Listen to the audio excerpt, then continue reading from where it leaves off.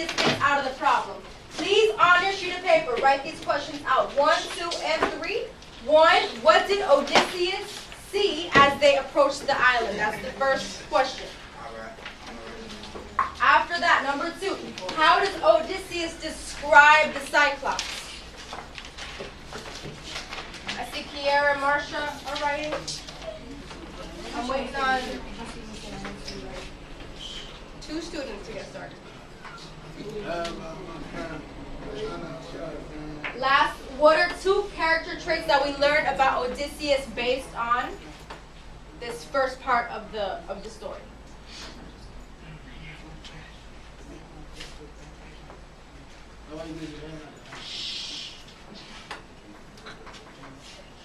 Okay, line 68 through 92, please meet me there.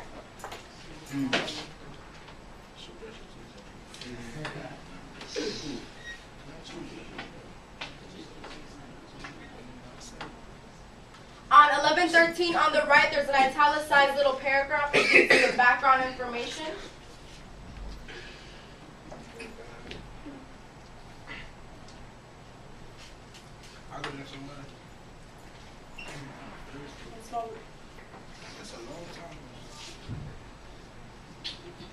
Put your pencil down when you're ready.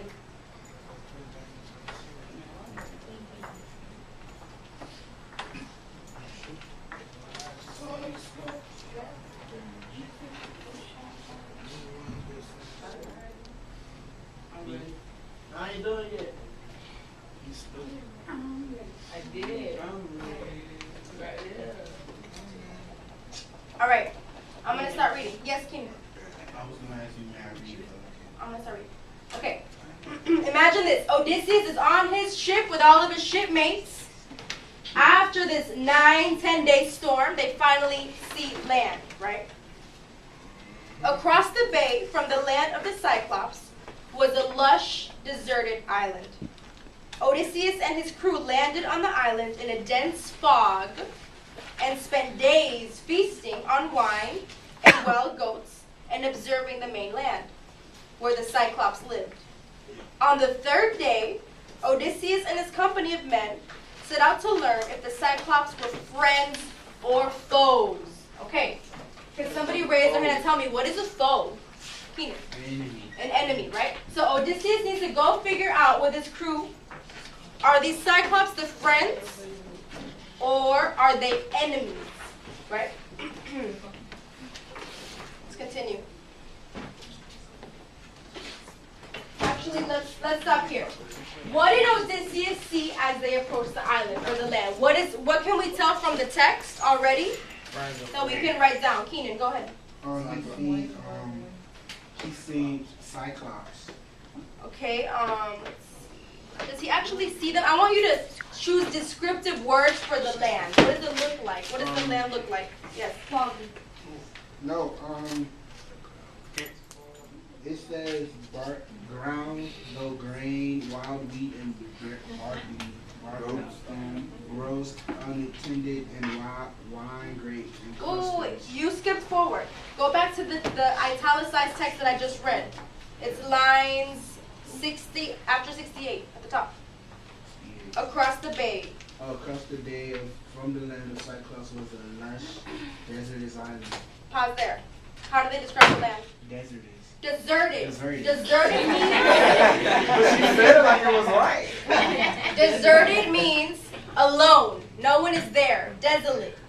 Okay, so one word we can use.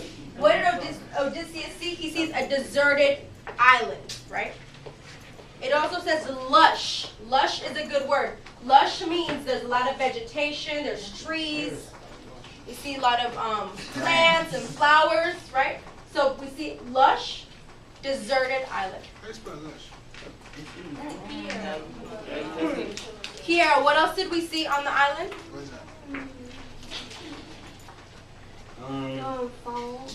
Dense fog, correct, right? So we have fog in the air. That's something else we can add. It gives it somewhat of a mysterious feeling, right? There's foggy air. Dense fog, right? Dense fog. You can't really see through it. I put fog in. Okay, let's continue. When the young dawn with fingertips of rose came in the east, I called my men together and made a speech to them. Odysseus is rallying his people together, right? Old shipmates, friends, the rest of you stand by. I'll make the crossing in my own ship with my own company and find out what the mainland natives are. The natives are the Cyclops. For they may be wild savages and lawless, or hospitable and God-fearing men. Odysseus still doesn't know if they're good or bad people. At this I went aboard and gave the word to cast off by the stern. My oarsmen followed, filing into their benches by the rowlocks, and all in line dipped oars in the gray sea. As we rowed on and near to the mainland, at one end of the bay, we saw a cavern, yawning above the water, screened with laurel, and many rams and goats about the place. Inside a sheepfold,